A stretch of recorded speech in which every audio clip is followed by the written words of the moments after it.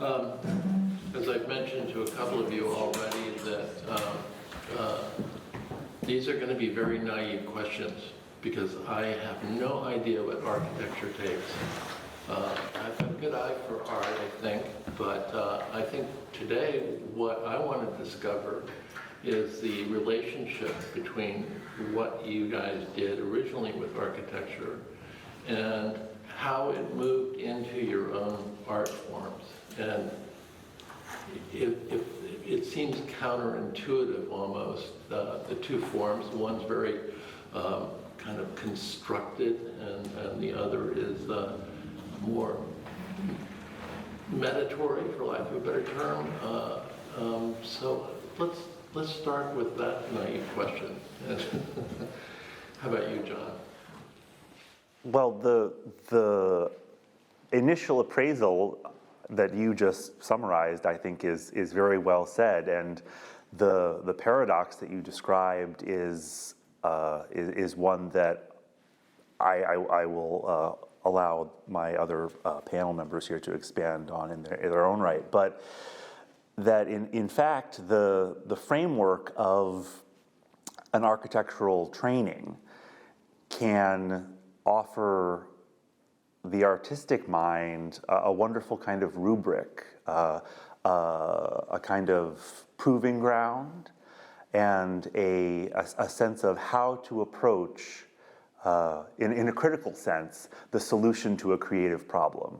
So one of the first things I remember in my dim memories taking on board during my academic life in architecture was the idea that setting out a series of rules within which the operations of any given project would take place was vital to the inertia of a creative undertaking. And that's something I find myself returning to in my artistic practice to this day. So that's a bit of a connection between the training that you undertake in an academic architectural setting and tools that I find myself reaching for still and now.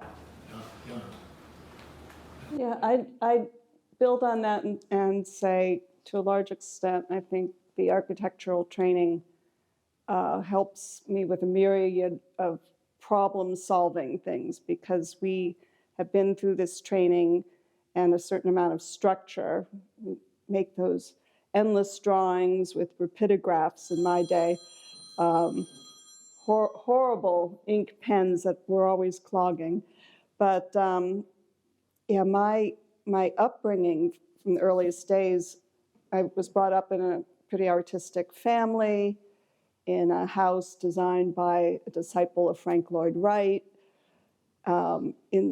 overlooking beautiful farm fields of Ohio. So my personal combination of art and architecture, and then kind of back to more art, stemmed, the through line was set very early on, but I give thanks to the architectural training all the time because of the rigor that we had to go through and focus, and maybe even a little obsessive compulsiveness was part of it all, right? I wouldn't know anything about that.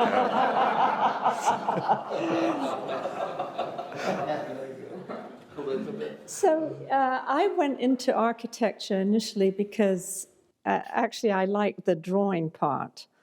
I was also relatively good at math and physics, but I really liked the idea that I could contribute through my design or my drafting skills to making huge, amazing buildings. You know, in my mind, it was the skyscrapers of New York or something like that. So there's a very kind of romantic feeling to that. And then the training itself that I went through was amazing. I mean, it really is the most Renaissance, I think, course that you can take, university course. because it's art history, it's architecture history, it's design, it's structures, it's urban planning, it's the human side of things. It was amazing, and then when I became an architect, the reality is very different to the education. It's kind of grinding. It's repetitive. It's it's like 50 hours a week at the time, 60 hours a week of work that was expected, not conducive to having a family. But at the same time, you still felt you were part of this bigger thing yourself. I was telling Eve that I migrated to a corporate setting where I was doing international work, and I was in charge of other architects and hiring architects for the World Bank around and doing our offices around the world. So it became a very different kind of thing. And when I retired then about 8 years ago, that's when I went to my main passion that I've always had, which was art. And in terms of how it's reflected in my art, I think what you two have said, the sort of project management side where you know, and the set of rules that you have to work with, the composition, the lines, and I'm obsessive about that to a point that I think it's too much. I try to make myself be more gestural and more loose and more painterly, and it's very difficult to do that. So anyway, that's my experience. Did you find that with the discipline that you had to have, a new sense of self-imposed discipline in your art that is, you actually kind of touched on that a little bit, or is it freedom? Is it vastly different than freeing? Well, I really appreciated your summary of the differences between the academic and the literal and concrete professional life. Concrete, that's an architecture pun. The notion that those two worlds are in a practical sense very different reflects to me the kind of person in some ways that whatever journey they've traveled through in the world of architecture ultimately ends up back in or in the world of fine art. It is sort of the ultimate and final rebellion against the rules and regulations that you've done the work, sometimes a lot of work, to absorb and process and digest and make a part of your own process. You used the word romance, and it is ultimately perhaps the refusal to cede that square foot of ground that takes you back to the romantic impulse that is so important in creating fine artwork. No, I think that something I learned, I was so glad to be able to talk with all of you because I have my own journey and my own questions. And then when I started engaging with you, I realized that, wow, even though our life stories are so different, we have so much in common, and it's this architecture thing. I'm so glad you brought up the elephant in the room, this obsessiveness with problem solving, Eve. I think we should be honest about that people who are drawn to the architecture career come from an intensity, a sort of an overachieving student, embracing all things with all arms and legs and wanting to understand the world. And I think that in these conversations, I often think about my own idea of architects are about idealism. We're about ideal cities, ideal places, this sort of Garden of Eden. How can we understand this and reconstruct it and design it using geometry and understanding of science and materials and engineering and people and how communities work? All of you showed some interest in the sort of Renaissance notion of the ideal through the Enlightenment, and how today that might mean something different for us. So in my mind, to get back to Jim's point, is there's that idea of the ideal, but in fact, in architecture, it's a very problem-solving, practical. It can never be ideal what you're doing in an architect's office because it's brick and mortar when it comes down to it. But that the art is where we leap. You know, instead of the problem solving of should the outlet be here or should the arch be this tall or materials, this is about creating our own vocabulary, our own problem set, our own ideal way of solving. And in that way, it becomes more philosophical, more existential. I think of your own work, Elizabeth, in that sense of, yes, there are images of buildings in a sense of place, but it's not the sort of designed perfect city. It's more symbolic of a place that may or may not be in your memory. Can you talk a little bit about that? And in drawing us in, including us in that story. Oh, okay. You know, it's your life. Right. And No, I'm glad you brought that up, because indeed architects do go into the profession because they are idealists. Yes. And they are and that falls down for us too, right? Yes. Yeah. And you want to create this perfect existence for humanity. And then when you're in the office, you find that you're doing bathroom details and, you know, and drywall sections and ad nauseum.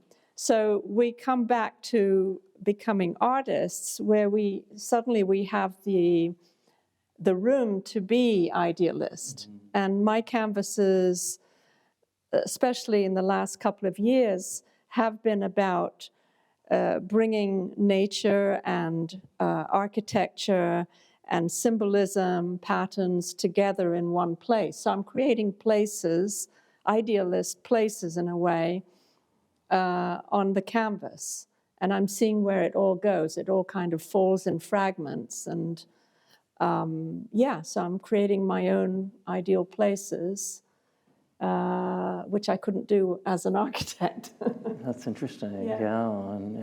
And your places are more sort of specific and embedded in nature. In nature. Explicitly so. I read a quote, and I'm paraphrasing. Kurt Vonnegut said something to the effect of, artists do their work in order to get a sense of control against the chaos of the world outside. So I think there's some of that when we're in the studio and we're in the zone. That is the spot. That's when things are clicking. You've got your pencil or whatever your media is, and you feel like you're doing the work you were meant to do. Now that's a great feeling, and that, of course, there is a lot of chaos out there in the world. So I applaud all the arts for that reason. I do a lot of straight lines doing architecture, but I grew up in an environment that was just beautiful nature in rural Ohio. So between that and formative experiences along the way, and today I spend summers every summer up in the tip of Nova Scotia. There's a search for the sublime, maybe, creating imagery that's everybody can recognize and see themselves in, because, woodland landscapes and clouds, et cetera, seascapes, it's all very familiar, but I hope I bring my own little specialness to this old medium of woodcut to show nature in this day and age, because mankind's done a lot to destroy a lot of nature. So I feel like just my little passive-aggressive way to fight back. Now, the sublime, that word is so loaded for us. It came up in all of our conversations. And, in architecture, we think of the sublime like a Piranesi etching of Roman ruins with dark shadows and lichen and vines, and that's in your work. It's in your work, John. And I wrote about our interest in shade and shadow, but it not being about the sort of aesthetic, I like dark and light. It has deep meaning, this balance of what is the sublime, and can you talk a little bit about that with your lichens and your fungus and your that sort of earthiness that's in your work that you write about? Well,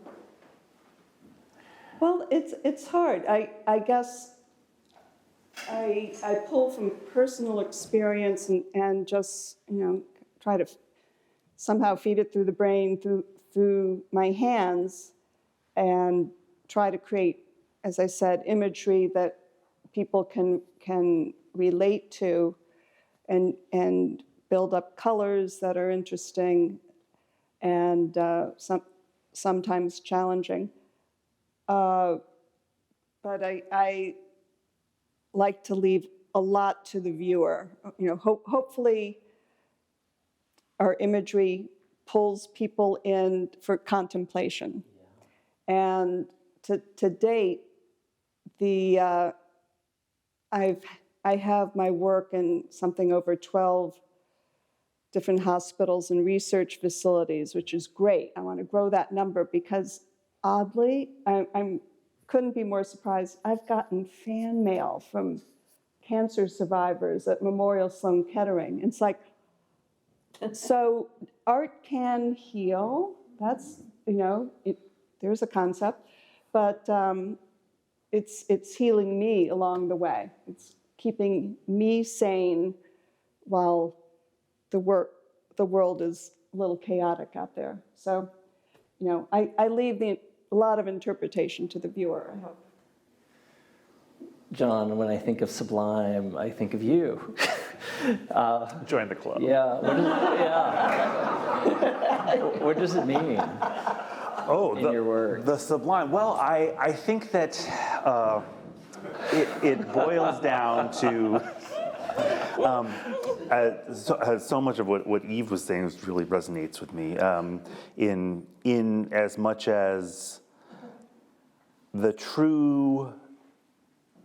The sublime, or trying to express that, it boils down to the ultimate relatability of art, which is that the visual end product, it represents fundamentally a quantum state for the viewer and the person who expressed it, because of course all artwork is both literal, it is the finished piece that stands in front of you in whatever medium, and what it evokes. It is both the interpretation of the viewer, which you referenced a moment ago, the indispensable end component in the process, that final gear in the machine, which is unseen and is infinitely varied. It is both and at once the literal and non-literal experience of the art. And to me, that kind of, if you can brush up against that in what you evoke or what you offer in the experience of the work at the end of the process, I think that is in its ideal sense sublime. The sense of wonder that comes at that point of intersection. I know in my own work, clay, it's something that's dug up out of the ground. It's earthy, it's textured, it touches you back. I'm constantly trying to put my work in people's hands. It even has a smell and a taste. My studio smells like vinegar and mold and all this. So sublime is part of my sort of earthy sort of approach to touching everything. And architecture is that way. It's something that I think those of us who grew up watching the Brady Bunch and Mike Brady, this idea that an architect just sits at a drafting table drawing pretty houses. Very clean. Very clean, very sterile, very white bread and suburban. It's not at all what we were exploring when we were in school. We were out there to discover God, the sense of awe, the sense of how can we shape things and shift things to just knock us down and transcend. And I think that all of us came to the conclusion that you can't really do that in our industry, but we could do that in our own quiet ways in our studio. It's not just a conversation with ourselves, it's that conversation with material. Where in school it's about those technical pens and building basswood models. But in fact, you realize that you're exploring through your hands.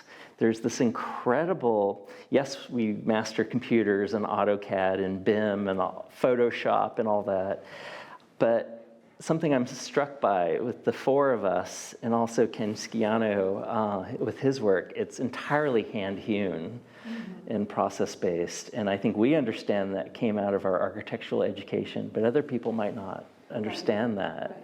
And where does abstraction of reality fit in? Because I love, I guess, you've got realism, you've got abstraction, and sometimes it's that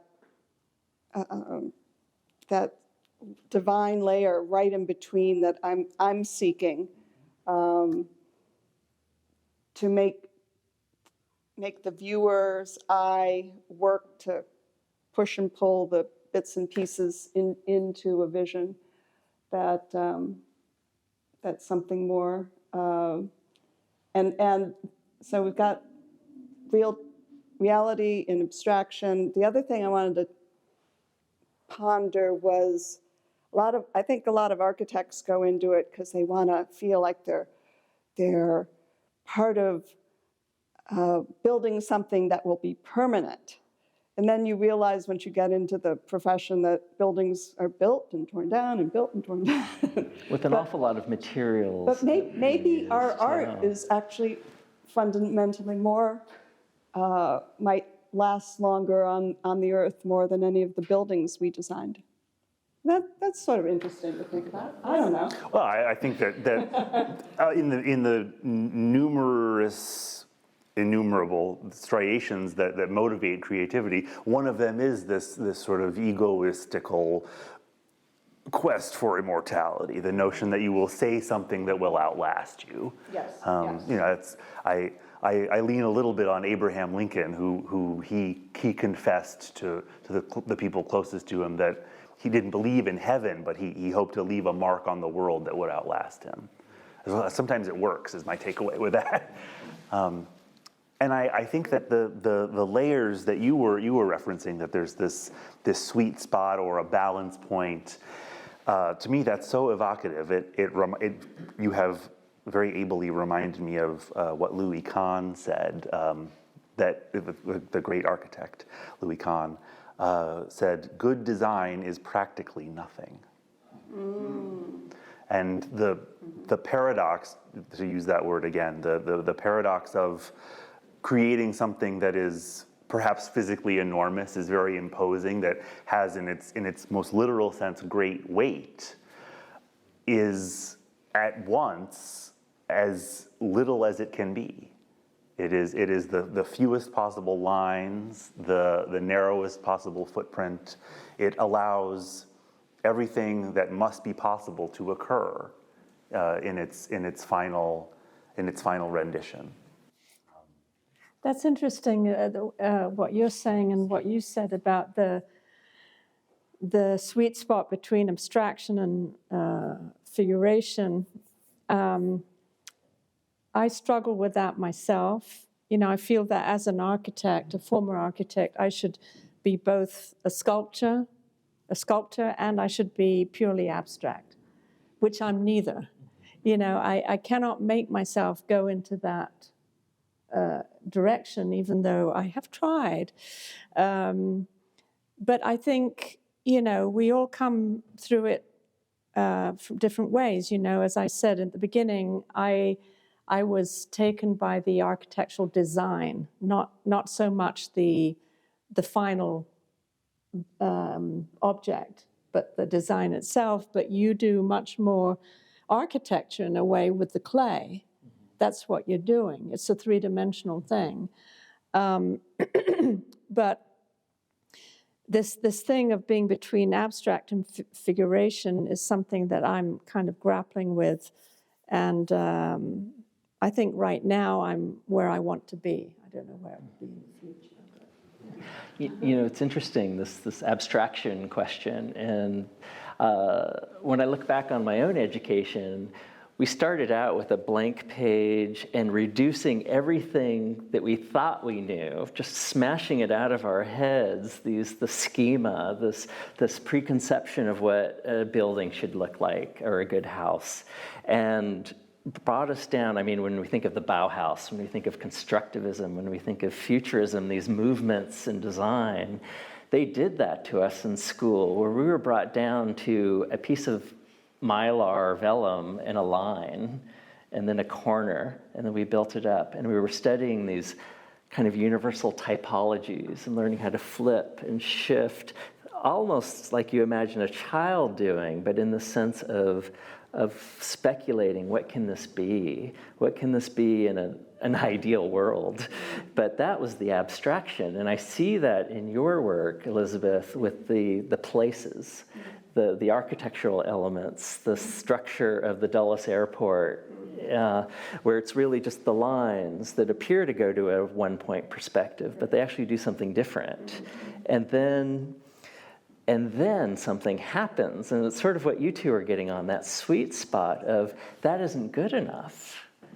We're actually going to something bigger, a larger, more yes is the answer kind of embrace of all things, which you can't really do in that abstract notion of paper architecture. And it goes back to nature, doesn't it? And I think anyone coming to see our work together will expect to see models and buildings and a painting of, you know, a skyscraper or something. You know, even Frank Gehry started out as a ceramics major, and he was told if you made buildings that look like those vessels, you won't go wrong. You know, it's true. And many of us end up like artists, like Charles René McIntosh did his most poignant work at the end of his career with watercolor. I think that's strangely, and what surprised me in engaging with all of you was that we're not looking at buildings or architecture in that vocabulary of form and line and space, but actually what we're all looking at is what comes before architecture, is looking at nature. You know, and when I think of Ken Sciano in our conversation, he's looking at the cosmos. You know, he's looking at Einstein. You and I talked about that a little bit, Eve, this idea of we're looking at science journals. I indeed, and thinking about primordial life and cosmic life. And now it's interesting, architecture school, you learn a language, plan sections, elevations, models, maybe axonometric, but it's a language, so you end up being able to read working drawings. How much did that influence me? It's hard to tell, but the fact that I grew up surrounded by nature, and I've made a path so that I have glorious nature around me, particularly in the summer. It's all inspirational. And I think the discipline of that language of architecture school was very fundamental. Another point I'd like to make is architecture school is really fun. All those all-nighters, because those damn pens kept clogging, so you were up all night long with all your peers and getting kind of zooey together. Your friends in the dormitories call it architorture because you never come home. Yeah. So I somehow, playing as a child, playing in architecture, and playing in the studio is absolutely important to my work anyway. Do you all maintain that sense? I think your work, at least what I've seen here, there's a sense of control in it. The line, it's very kind of, you're doing mirrored images, but they're just it's all very controlled and clean, and I think that comes from architecture. I think we all have that we seem to be forced into a sort of a controlled form rather than like a Basquiat who's all over the place, or other kinds of artists who weren't architects, who aren't architects. So that's good and bad, maybe. I don't know. Yeah. I haven't figured it out yet. And the evocation of nature, I think, is it seems to be a through line. I can't begin to wonder about every architect or every architecture student ever, but certainly we can know that Frank Lloyd Wright said, "I believe in God, except I spell it nature." And the interplay, or the endless sort of variations in the pursuit of a perfect order, a perfect sequence, a perfect efficiency, is something that you see nature trying for again and again, even if it's just a matter of cold hard survival. The romance that we kind of project onto the natural order, I certainly agree, that it's essential to immerse yourself in nature, bathing in the forest, as they say. That's the popular phrase now. I'm going to go forest bathing. to be in the sound and smells, the textures of nature, as the primer in whatever the rubric that you've laid out for yourself. You can be reminded of that by going back and looking at those fundamental, those primordial tiles, building blocks that you can experience in nature. Well, I think as human beings, we come from nature. We are part of nature. We go back to nature. But we can't survive without all our shelters and all our stuff alone in nature. So we have to strike a balance between, we're not better than nature, in my opinion. Human beings are not. We shouldn't dominate nature. But we have to find a way of living, coexisting with nature. And that's why I include the built environment in my work, because I think it's an important part of being a human being. We need this, but we also need to recognize that everything stems from nature. I think that it's interesting how we have sort of an arc of our lives that sort of involves a returning home of sorts. I think that this, where I was talking about the sense of seeking an ideal perfection or an ideal solution, comes back, Eve, to your current thoughts about healing art.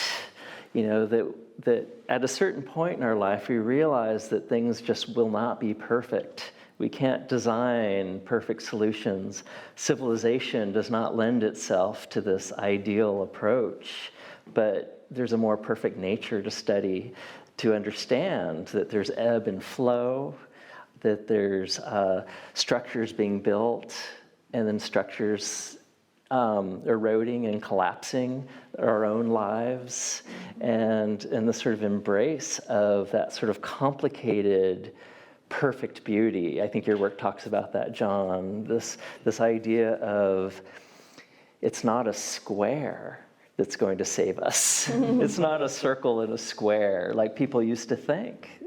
And architects used to think. The Vitruvian man. Yeah, Vitruvian man. And so suddenly, the four of us are sort of scratching through the world of embracing our complexity.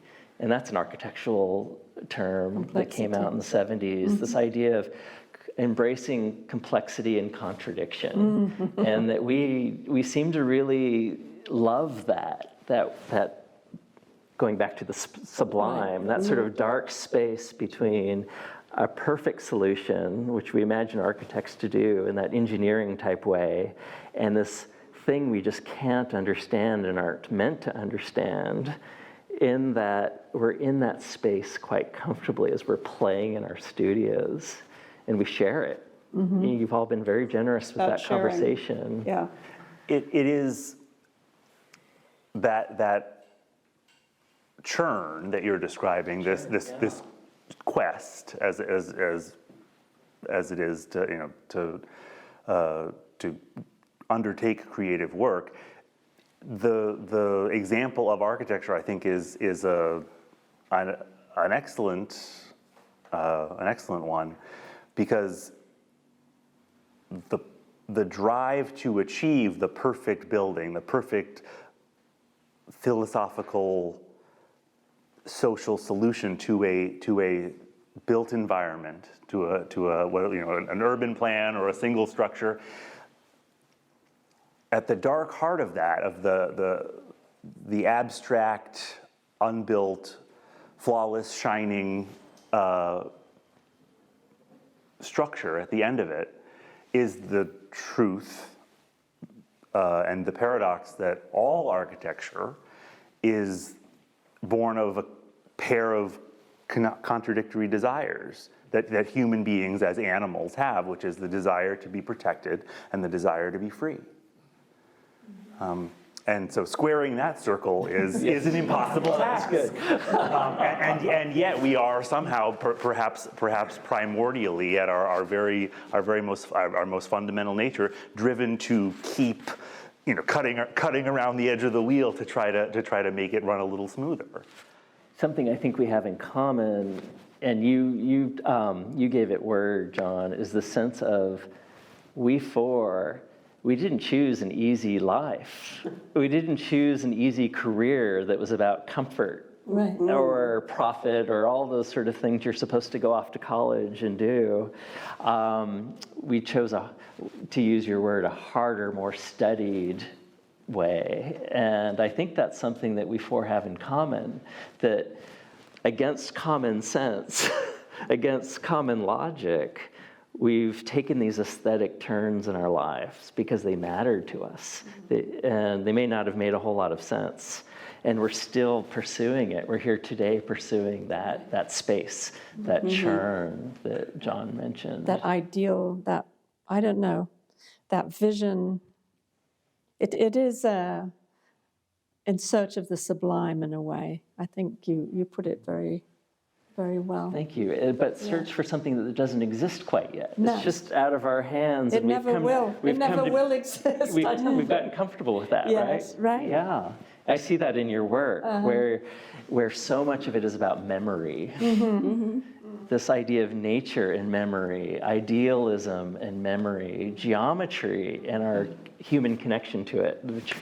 This idea of time, again, going back to this Einstein notion of nature, where it's actually just folding in and folding out, and we're part of all that. And I think that's a consistent theme in our work, is that people who engage with our work are part of it. We're not trying to be esoteric on purpose or trying to be elitist or purist, certainly not.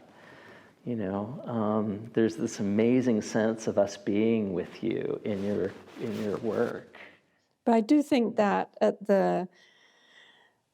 architects are about the human being, the body, Ideally.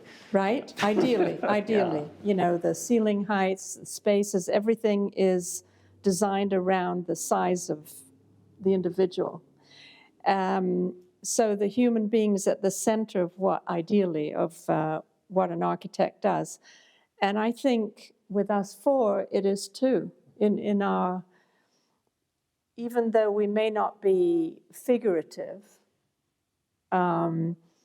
we are implying that our work is about the human being, the human condition, I should say, which is different from some works that I've seen, for instance, that are highly abstract.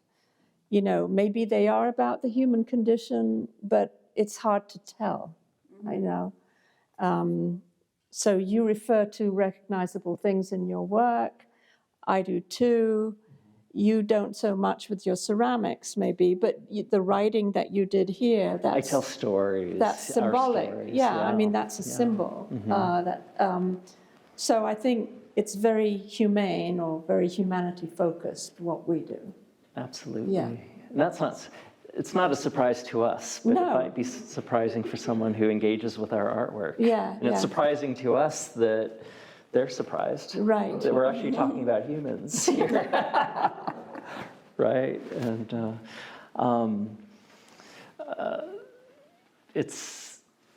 you're talking about your mother's garden in a lot of your work. Yes. You know, Richard Neutra, a modern architect from the International style, talked about everything he designed and made was about being a child sitting under the piano in his parents' living room, creating that sense of shelter, which you talk about, protection, but an open sense of protection.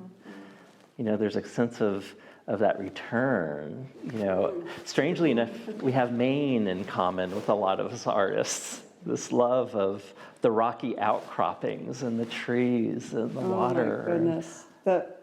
Early childhood memories probably, of course, impact everybody in their ongoing lives. But the house I grew up in, designed by a disciple of Frank Lloyd Wright, was called The Caves. And yes, it was a cantilevered, long, rectangular box of a house, a lot of glass, and it looked down into a ravine that led into caves. So I grew up playing in caves. Oh, wow. Oh my God, what a childhood. So I could, you know, these little moments that are part of each of our experiential DNA are, of course, impact our art lives and our everyday lives. So it's, you know, just being lucky enough to have felt, been exposed to so many magical experiences as a child and through my life, it all feeds into the art. It all feeds in. I think art is, it's very much like writing a book. It's your voice. You are, you're expressing who you are through this medium of art. And, you know, like any author, it's only, whatever you write is only valid if you have someone to read it and to kind of communicate over it in a way, really. Of course, he doesn't like to hear that, but, you know, it's something I think about, is that, you know, art needs to be seen and a dialogue has to be created around it. Otherwise, it has less meaning. I'm not saying it's meaningless, but it hasn't completed the circle. I never outgrew kindergarten show and tell. It just continues. Yeah. Look what I made. Relatable, yeah. Yeah, it is to connect the the respective portfolios, again, it is like writing, of course, which is such an integral part of your work, Mike. The characters, the ancestors of the characters that we use in our writing, if we happen to be writing in American English, say, those were developed to communicate information. I mean, that wasn't art therapy. That was receipts and shipping slips and a lot of customer complaints. That was the earliest writing is is pretty matter of fact. It's pretty utility driven, and all art in some ways is an offshoot. I think to myself in my darker moments of survival impulses that have sort of been allowed to grow wild. I think something I experienced engaging with us is this need, this exactly what you say, this hunger and desire, not just to be heard, like hear my story, that defines a lot of my work, but the sense of I want you to come in. I want to draw you in to seeing what I'm exploring and what I think I see, and let's see this together. Where all of us have had this experience of walking into a contemporary art museum or engaging with, you mentioned an abstract artist, typical abstract expressionist artist, and you're not meant to understand any of it. If anything, the more you ask questions, the more it fractally breaks into confusion. Whereas I don't see that in our work in a collective way. I see something quite the opposite. Our work is not impressionistic. We didn't just walk out into a field and put down to paper what we experienced. We didn't just sort of wake up one day and hammer this out like a performance sort of demonstration of our mood. That what we do is deliberate and structured, and it is about communication, isn't it, Elizabeth? It is. And we were taught that in school. Yeah. The visual communication, Right. the Yes. verbal communication, standing up and being critiqued. Yes. As they tear you apart. Literally, sometimes it felt tear your work apart. But you had to convey something that was meaningful to the jury and to people about this human condition and your hard work. Yes. That nothing that we're doing is sort of Right. frivolous. Exactly. Not to say that Impressionist art is frivolous or that abstract art is that, Yes. but all of us are pursuing a different kind of rigor and organized sort of approach, literally in the sense of a lot of our methods, right? But it's so interesting, Mike, that you're talking about the critiques, the juries, which I hated. It was, oh my God. I bet you were good at them. No, I wasn't. Describe one for the audience. Oh my God, after working like, I don't know how many hours straight on these models and drawings, you come to this jury of very kind of self-important architects. And they all wore black. Yes. And you present this, I remember one. You do a pin-up. Yeah, pin-up or the model, and I remember one of them, this juror, he's big wig from New York, he said, "Is this a joke?" And oh my God, I felt, and I had put so much of myself into it. It was a hospital for children. And the building facades all had little smiley faces. I mean, looking back, it was ridiculous, but I thought the children would love coming into these hospital buildings that look like smiley faces. Let's make it. So anyway, I mean, you feel like you're crushed. Then, fortunately, that wasn't the last. It was just an interim jury panel. So I was able to rectify it completely, made it very boring, and then I passed. But yeah, they were awful. But then, you're communicating something to the outside world. And then when you go into practice, for the first maybe 5 years of practice, you're just a cog in the wheel. You're not communicating anything other than these details that go on a piece of paper, but no one's looking at it and saying, wow, that's really inspirational, the way you designed that bathroom or that elevator shaft. It's just, And maybe that's why we became artists, Could be. because we can have a more direct contact with the audience. I think part of that deconstruction that you're talking about, deconstruction of our souls, of our Yeah. work, it's by design, you know, and I think that it's something we carry into our art career. You know, it would be so easy to say, I make coffee mugs. Here's a mug. I'm done. It's a great mug. Yeah. Instead, we fold back in and revisit. We talked about miles of tracing paper and layers and iterations. So much of our work has to do with one work folding into the next one, folding into the next one, folding into the next one. That's exactly what we were taught to do. And I think this deconstruction for me at my school was to teach us that nothing is precious, that your great idea that you came with your ego and your best intentions, it could be better. It could be different. Right, There are other ways to fold it, to look at it. You know, in my case, I had professors who'd come to my hardline ink on Mylar drawings that I literally would spend, 48 straight hours doing, and write on it with Sharpie.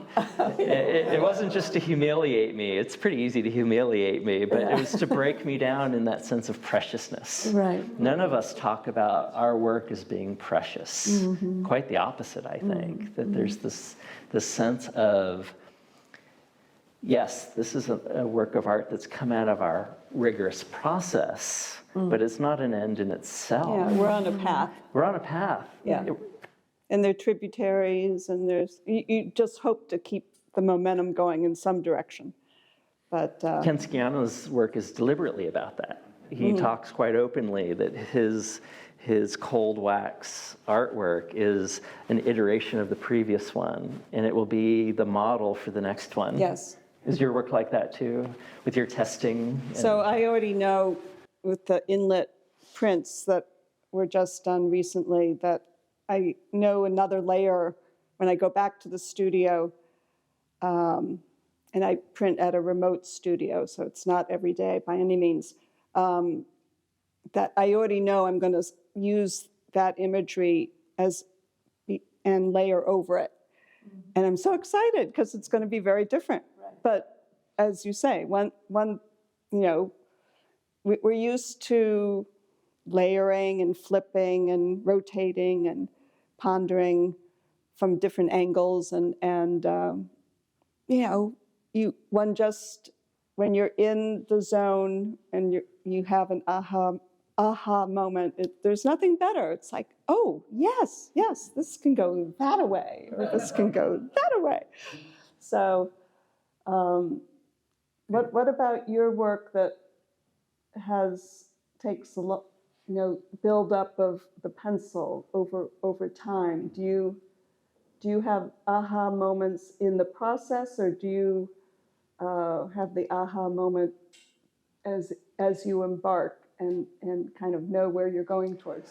Oh, I appreciate that question, and you've reminded me of the saying that goes, "You're not lost, you're an artist." That the journey, to Mike's point, is really the end in itself.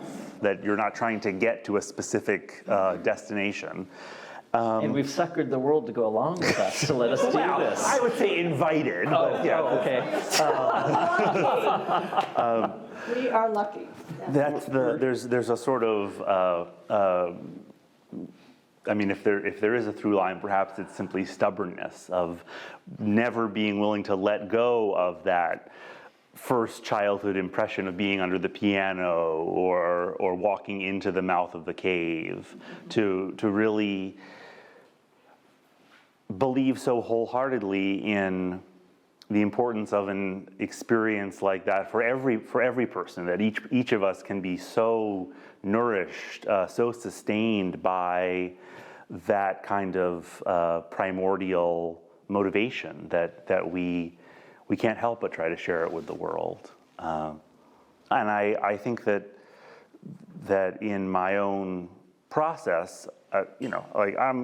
I've been to enough therapy to know that I'm looking at the art when I'm looking at my own work of someone who's just desperately trying to bring order to the world.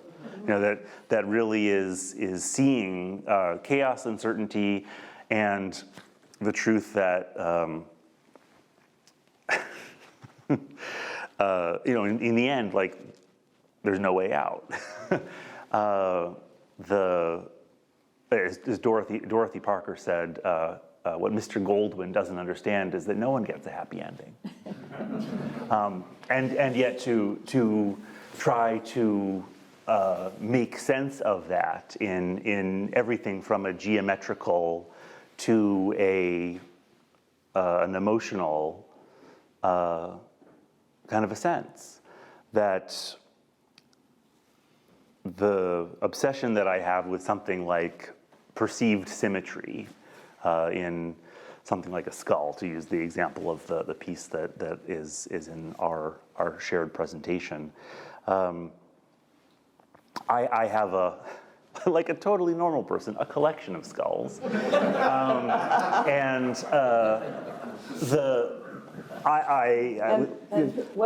animal? It's a fox, yes, a fox, yes. We were wondering. Yes, a fox.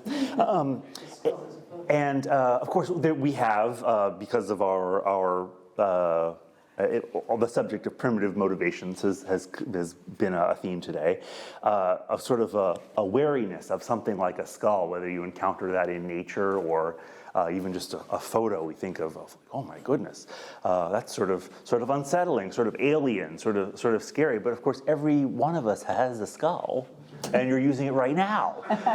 The demystification or the squaring of a circle in that sense of refusing to touch again on the theme of stubbornness, to say, my goodness, how terrifying things are. Don't be scared. and Is it in part a memento mori, just sort of in the face of death, I will make this skull and reminders certainly of it death? is. Yes. I think that's certainly the theme of this piece. Yes, and I was fortunate to be inspired by the poem of an author named Margaret Smith, who I shamelessly co-opted her title to for the piece, but which is Good Bones. But the poem itself, my understanding, my interpretation of her work is that it is very much this refusal to concede that it's pointless, it's too painful, it's not worthwhile. Yes. I think that when Eve brought up this notion of the sublime, people thought, oh, sublime, like shadow, but they might be surprised that we're here talking about death here in life, in our work, in our architecture, in ourselves, right? This is heavy stuff. Jim, you mentioned something that I thought was really interesting. You wanted to ask about people's perception of our work. Yeah, I guess the original question I had, which has been modified throughout this incredible conversation, would be when you have a gallery show or people looking at your work, what's the fundamental question that they have for you about what you do? Is there an overlying question that you always get asked about? Well, they're the silly questions. How long did that take? Yeah. And you say a lifetime, right? That's the answer. Perhaps you mean non-technical question. Like, what kind of pencils do you use forever? And very happily, as Prismacolor, very happily, answering that always. But you mean, I think... I mean, asking you, what does that mean? You hear that a lot? Someone coming up, what does this particular piece mean? So, I mean, that's curious because it's really up to them. They're engaging with the art, and it should be up to them to explain how they feel about it and engage with it. But frequently, I think that people go to the artist and ask what they mean by it. Maybe I get a lot of questions this work that you see here, and I have an exhibition that's up for a year at the Embassy of Portugal. I have like 13 pieces there. And I get a lot of questions about what kind of flower is that? You know, it's like, I don't know, it's kind of and then I say it's a geranium, or it's you know, yeah, I mean, there are flowers, but I'm not focused on the exact name of the flower. You know, it's just something that I imagine in the moment, you know, whether it's a rose or this or that. So that I get a lot of questions, and what does it mean? What does it mean is really the wrong question to begin with. Well, why did you choose that flower? And frankly, I probably should have a better answer for that, but I don't. It's like, it just is something that's in the back of my memory, you know. And also about the colors, like, oh, I love your colors. What do they mean, you know? And so, well, yellow means this or that or that. But actually, why did you put the yellow next to the purple? Well, they're complementary colors. Yeah, and it does. I think perhaps it refers back again to the quantum state of art that I mentioned earlier. I created a piece that was a still life, in many ways, quite a traditional object collection, and each piece of this very carefully, I have a little set of pokers that I nudge things very carefully so that every angle and line that needs to lines up when I'm doing the object composition. And each element was a part of a story, and there was a photograph of Dolly Madison, and each of the components, including a butterfly, had a very specific narrative, historically fact-based motivation for being included. But of course, the piece is about the unknowable specifics of how any of us become who we are. And those two things, very frustratingly, are exactly as true as each other all the time. I encounter a couple things with my ceramic art. Is first that sense, again, of preciousness. I don't want to touch it. It's precious, and in my case, it's stoneware. I mean, sometimes all we know about some of the world's civilizations is their pottery we dig up out of the ground. It survives for tens of thousands of years intact. But so with that is that sort of engagement of what I'm making is something for your hands. It's something for your life, your home, your space. It's not something that is intended to be in a glass case. And another thing that I'm always surprised about with my conceptual art, we have something in common. So much of my art is specifically about healing and power, Eve, you know, and telling our stories. And that sense of that Walt Whitman, this is my song, I speak multitudes. And in that is some honest talk, some hard talk, some protest, some mental health issues, some complexity, some societal commentary. In order to be authentic, we have to be honest that that's what surrounds us. And I think of my work as quite optimistic. In fact, you use that word with your own work, talking with me, John. But I'm surprised sometimes when people come and they're struck by the challenges. And so they decide that this is a negative piece, or that it's a sad piece, even though the colors might be fuchsia and, you know, and purple. And so just as myself, my own everything is being worked into every thumbprint, at every little square inch, I realize that the person or people engaging with my work are also revealing a lot about themselves. So this artwork, this artifact is this amazing kind of conduit for us to communicate as people in a way that we're not able to do ourselves. Yes, that's true. And so when people have art in their house, I think it's meaningful, but it's also meaningful for that sense of who are we and what do we want, right? And And so getting back to you, Jim, that sense that, yes, people are often asking me, oh, isn't that hard? Or something like that. Of course it is. It's why we do it. But at the same time, there's something in that, I'm not able to have children that I'm aware of. There's that sense of something emerging from me that will outlive me, hopefully, that can speak in my behalf, because I'm quite problematic in speaking for myself, but also speak of us and capture that spirit of our age, which I'm fascinated by. Right. And in that, there's a timelessness, and kind of an importance to what we're doing. And it's hard to convey that when we're engaging with people who see our art for the first time, but that's really what we're talking about here.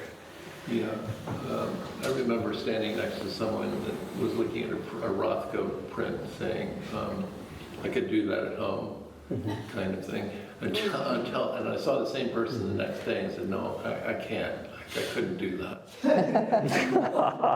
He realized that there was a phenomena in that work at that point. And I thought that was interesting. That's why I asked the question, because I would imagine people come up to you often and say, what the heck, kind of thing, rather than they should just relax and experience it, I guess. My mom wants to know why I don't do more cats. Because cats sell.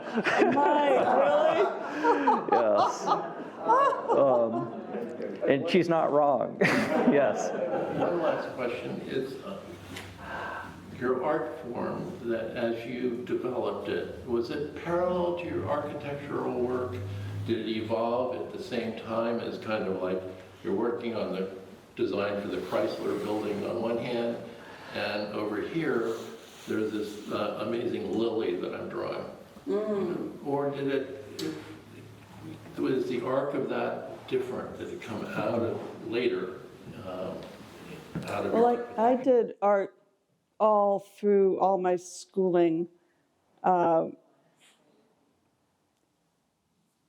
I have to say, when I first got pregnant, it was a downturn in the economy in 88, 89. So that was a good time to, we moved out of the city to Fairfield County, Connecticut. And I was, when I could, 20 minutes here, an hour there, doing artwork. And I tried new artwork, metal welding, stone sculpture, you name it, and literally went to, on an invitation, went to take a woodcut workshop at a print center, and it was like a light bulb went off over my head. Kaboom. So I'd been purposely pushing myself, try this, try that, it'll come, and it was, all the work was still nature-based, but a great eureka moment, I have to say. So, that my dual focus helped me get to where I ultimately knew with great certainty my path forward, because it's been a good, deep well of investigation. How about you others? I was a very sneaky architecture student. I was sort of actually an artist the whole time, and trying desperately to keep that fact a secret. My final project, my thesis that I defended at the end of my degree was a sculpture, actually. I had designed a kind of what did I call it? Oh, an occupiable built system, a sculpture. It was large enough to go inside and walk around, and there were these different kind of interactive elements of it. But it's not like it had windows or it wasn't ADA coded. It was quite accessible, but it was not something that had walls or a ceiling or the dreaded bathroom or elevator shaft kind of sinkhole that is the sort of the molecular agony of architecture. And so by the end of my degree, I was ready to go and do the art, go do the art full time. But I have only ever realized and appreciated more how much that creative practice was informed by my time in school and all of that training and Sharpie writing on my blessed drawings. It really happens, yeah. Yeah. It's interesting because, yes, I had a poster of falling water over my bed when I was a kid. Aww. Yes, I was making adobe bricks in the backyard in the mud pit and studying the structures of my cactus garden as a kid. I mean, I was that nerdy kid. Wow. But I was really into art and doodling. I imagine we all were. And all over the place. And we didn't realize you can be all over the place at that age. Were there family members who you emulated art-wise? Or other artists who in close contact that I wouldn't say influenced you? so. Not in my immediate family. Maybe in the extended family. Not like you, where you grew up in a Newsonian type house. Yeah, I grew up in I had a load of it. Yeah, I grew up in a suburban ranch house. Although there was architecture in my world, but I wasn't allowed to take art class in high school because I had to take college prep classes because I had to get that 4-point whatever to get into architecture school.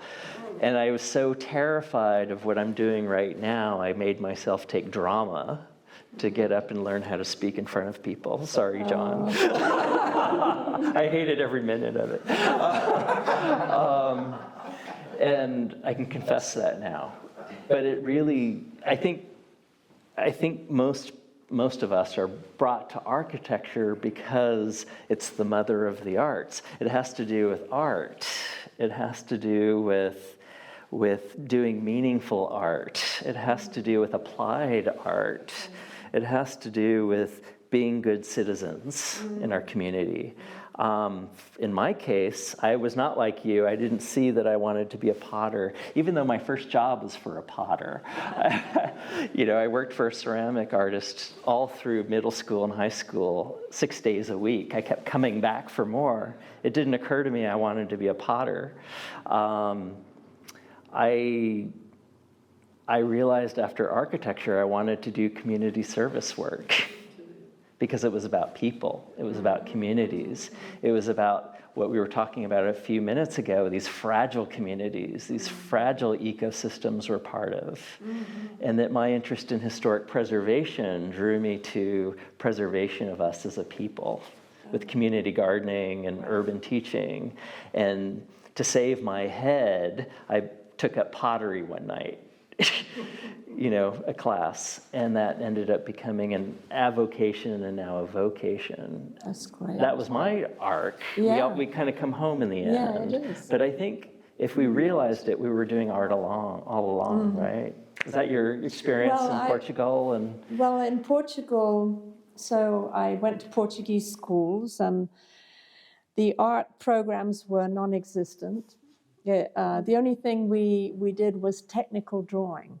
That was the only art that I remember class that they gave us. So I had very limited, but I loved to draw, and I came across a little book of mine when I was 6 years old the other day, and it had drawings all over the books, every page. I had very nice writing. And so even at age 6, I was already doing flowers and little things and all of that. But I remember when I was working for the World Bank and jetting all over the world, I'd instead of working on my reports on the plane like everyone else did, I had this this app that I still use where you can draw things and change things. I still use it to this day. And I'd spend the whole 8 hours or 9 hours of the flight just doing these different drawings. Because, that's where my heart was really. Not that I didn't like what I was doing, I actually loved it, but that was always a passion for me. art. Now, my family Yeah. was not particularly supportive or encouraging with going into architecture. Okay. I was raised to be a doctor or something Yeah, productive like that. right. What Me about your too. family? Or? No, my father, I was, very artsy, and when it came time to decide where to go to university, I told my dad, I think I want to go become an interior designer or a fashion designer or a designer of some sort. He said, you don't have any talent for that. So that was very crushing. He says, you've got to be an economist. I said, an economist? He said, yes. I said, Dad, I want to be... Did you hear, could you appreciate everyone was laughing at the absurdity Yes, of that? yeah, exactly. Yeah, And because you didn't know that at the time, how absurd that was. it was, exactly. Yeah. And he said, no, you won't make any money doing any of these other things. You've got to go into economics. I said, no, Dad. And then just before I went on a vacation to London, to England, on the other side of my family, it was time to register for university. And so I told my dad, look, I'm going, but you put me into architecture. He said, okay. So I went, I came back, he put me into economics. So because of that, I had to do 2 years of economics to get qualified. It's a very complicated system. And at the end of that, I said, to hell with this, I want to be an architect. So I had to repeat the 2 years to get into architecture school. So I was older than my peers by about 3 years. And I did 1 year of architecture school, and there was a revolution in Portugal that shut down all the universities for 3 years, at least mine for almost 3 years. So it was a left-wing revolution and all of that. That's when I came to the US, stayed with some friends, and I started working. And part-time, I enrolled in architecture at Catholic University. And that's what it took me 10 years to get my degree, but I did it because I was working full-time and had a child and all of that. But, my dad, if he hadn't done that, I think my life might have been quite different. So. There's a lot to say that life happens in those moments between those spaces of what you're supposed to be doing, right? And it took me 15 years to get through architecture, which is normally a 5-year program. Right. Because I was working and confused and exploring, and that made all the difference. Right. It seems like you and I have that. Is that also your case in the sense of finding yourselves in those spaces between doing things? I grew up, I think I first had an inkling I wanted to be an architect. My sisters and I were able to play in a huge barn with a lot of hay bales, and I would literally get everybody using the hay bales as de facto bricks and making structures. And then, so it was obvious to me, but I remember driving with my mother on the highway into Cleveland, and she was focused with her cigarette, and said, Mom, I think I know what I want to be when I grow up. And she nods her head, what honey? And I went, I want to be an architect. She almost drove off the highway because, this would have been early 60s. Not many women. And, hers was a generation where they contributed to the war, World War II, and then were told to go home and make babies. And I knew no professional women growing up. So a lot has changed, thank goodness. So once I set my path, it was pretty straightforward, except, I did the art on the side always. And I had an older sister who was a brilliant artist, who was a big influence. That example matters a lot, and I had a father who was an artist. He still is. My dad is very much still working. He's working right now in his studio in Maryland. on the other side of the bay. What sort of art? Representational stuff, mostly watercolors, narrative realism, landscapes and still lives. And so the undeniable benefit of that is that you see someone who quite unapologetically and, through the eyes of a child, without a second thought, is doing it. Mm-hmm. And so it was very easy for me to say, well, that's what I'll do for sure. Mm-hmm. I took a little detour through architecture school, but I had, let's see, I finished my undergraduate degree, which was in studio art, which I had to fib my way into that degree. I told my parents I was getting an architecture degree, which is quite a bold lie considering my undergraduate college didn't offer that degree.